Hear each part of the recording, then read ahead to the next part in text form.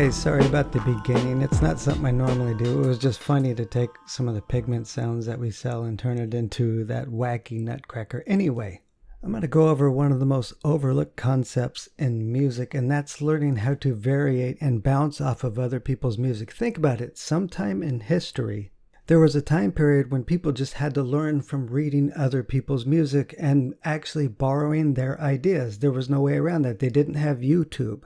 So we're going to take this from Tchaikovsky. I'll just play through it really quick. That's an opening to one of his pieces. I just want to point something out that's kind of interesting. Tchaikovsky puts this in D major, but the first chord has an E flat dominant 7 to D, which is the tritone substitution. Tchaikovsky already knew about this, and he was actually the first person to write about this concept in a theory book. Interesting fact. Even though the concept had been used earlier, he was the first to write about it. So he's basically using chromatic harmony to tonicize this D in some form. And this is why he put D major. But this isn't an explanation of the piece. We're going to take this little shift here that he does, and we're just going to work with that. You could say B flat augmented as a borrowed chord to D if you want.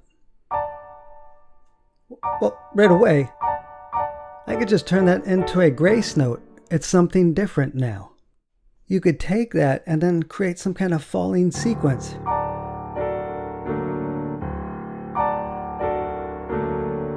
The point is we're doing what the masters used to do. They'd look at something and then they'd try to use it. So I might do something like this. Same grace note, just jumping to an octave after I hit that A. Now it's something different again. This is the same Tchaikovsky move, now as a variation. If you look closely though, this can fit also into a Phrygian dominant. And we could create ourselves a little Phrygian dominant part. The point is this is a great benefit to reading music and taking known moves or something that somebody has done and then trying to vary it in some way that does not resemble the original. So you can do something like this that does not resemble the actual first piece of music. I'll go through it slowly. That Tchaikovsky move with the grace note, I'll jump an octave, C minor, first inversion, root position, A half diminished, and just repeat. Think of this as a word. You're learning to use it with different words. Your end goal is to come up with endless ideas on the same thing. Now, it's not going to be as easy as I'm doing it because I've been doing this forever. And I'm just keeping the first things I'm doing too. So it may seem tough at first, and that's normal. Sticking with the same idea that this fits in Phrygian dominant, let's make a passing tone and a totally different phrase. With that same grace note idea. Like that.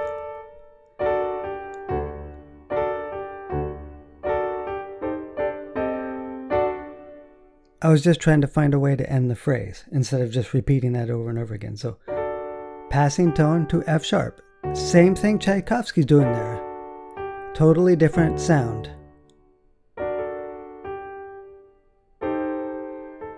A half diminished in inversion. Passing tone, A half diminished second inversion. Root position D, that's what I did. So we have a variation on this Tchaikovsky move, and with the grace note, let's expand on that with the passing tone. Take that upper D that's held and make it rhythmic. So we have more separate parts. This is turning into an idea from somebody else's work. Again, we're just taking this move from Tchaikovsky and we're generating a ton of ideas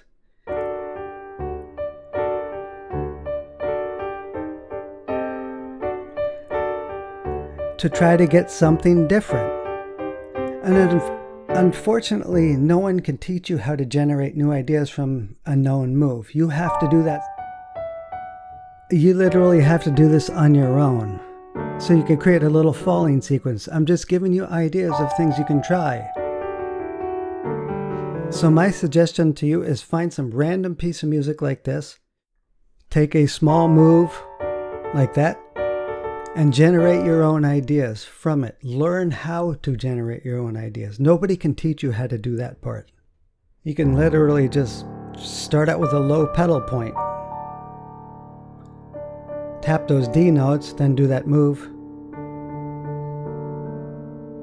maybe as a starting point. Just try to generate it, even if it sucks. Try to fit it into something that has kind of like a sentimental, beautiful melody.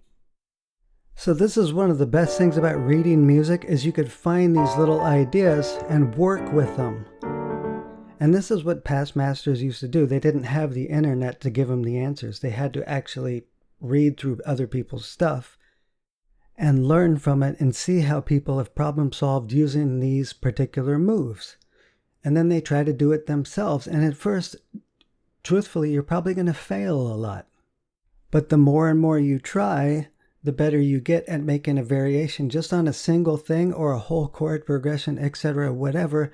And then it starts to become easier and easier to generate ideas off of things you've read through. I do this all the time. I'll be reading through a sheet music and I'll stop at one move. I was like, that's kind of a cool way to do that particular move. Then I'll start working with it like this, like I did in this video.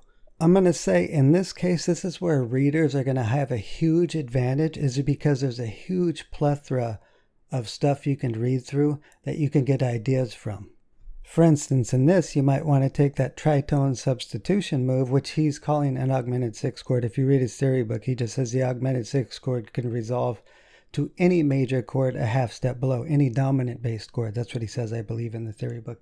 Anyway, you can take that and try to create all kinds of ideas just with that move. That's the whole point of being able to create variations. That's the least talked about topic, is if you could develop that ability, ideas will come very easy to you. At least much easier than guessing. Because there's just too many factors involved, like what kind of mood do you want to establish, etc., etc. Those things have to be taken into account. What kind of instrumentation is going to be playing the part, etc. That will change how you approach that.